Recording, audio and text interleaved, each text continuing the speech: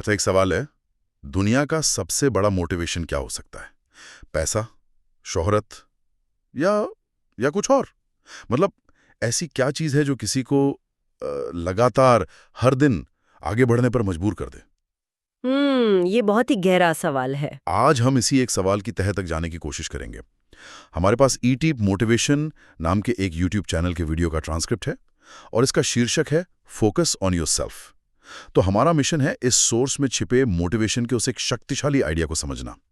ये वीडियो आखिर किस चीज को सफलता की सबसे बड़ी वजह मानता है?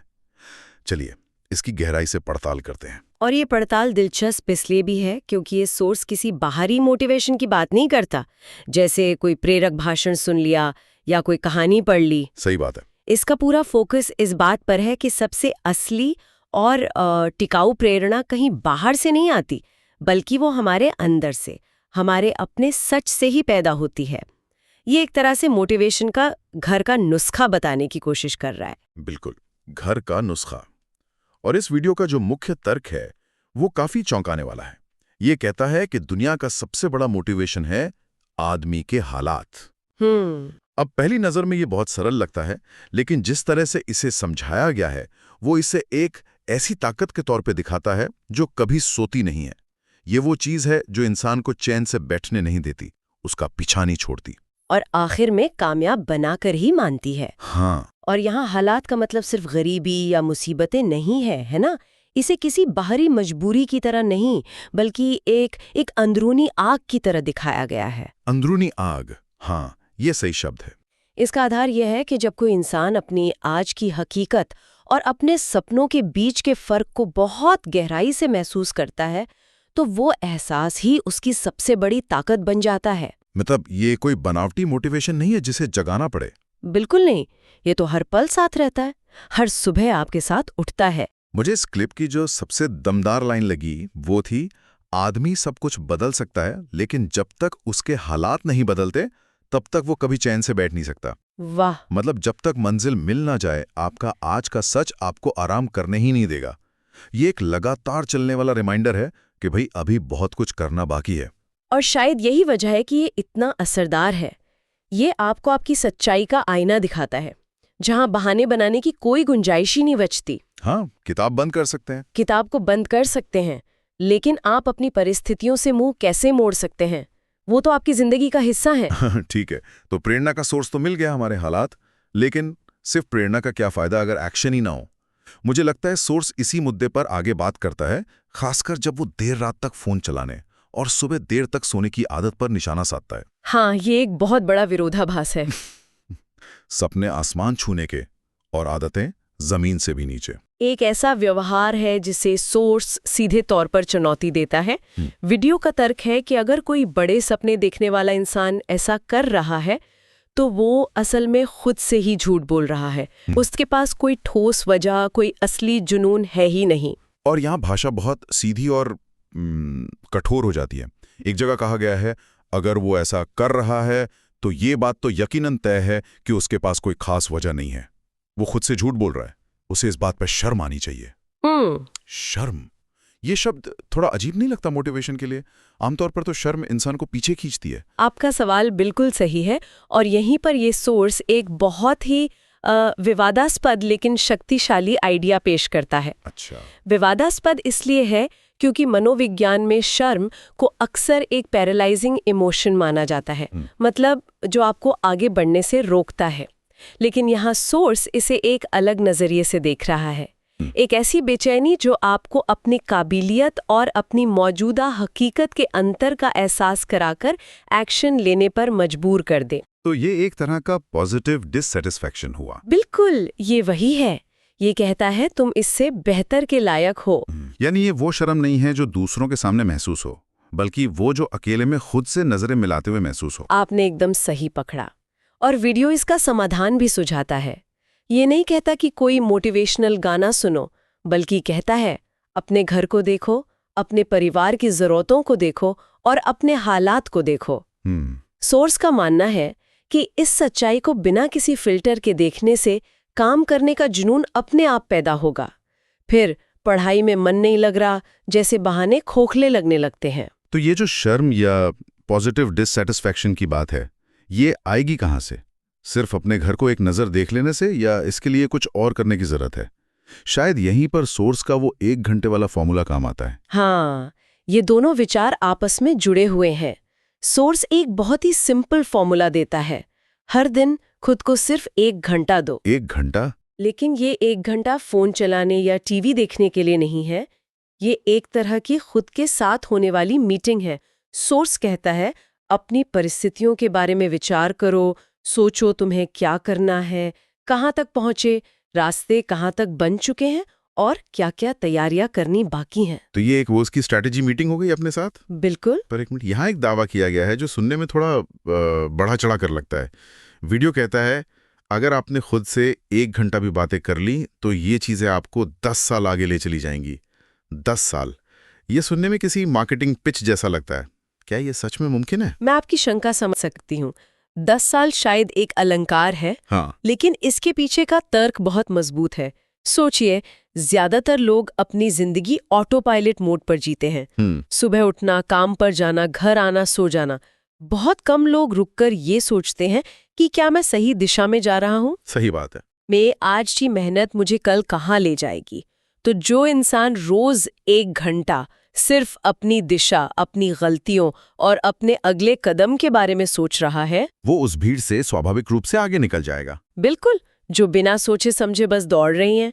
ये रेस में नक्शा लेकर दौड़ने जैसा है, जबकि बाकी लोग बस अंदाजे से भाग रहे हैं। ठीक है, ये बात समझ में आती है। ये दिशाहीन मेहनत के बजाय एक केंद्रित प्रयास की बात है। लेकिन मुझे इस सोर्स की एक और बात थोड़ी अजीब लगी।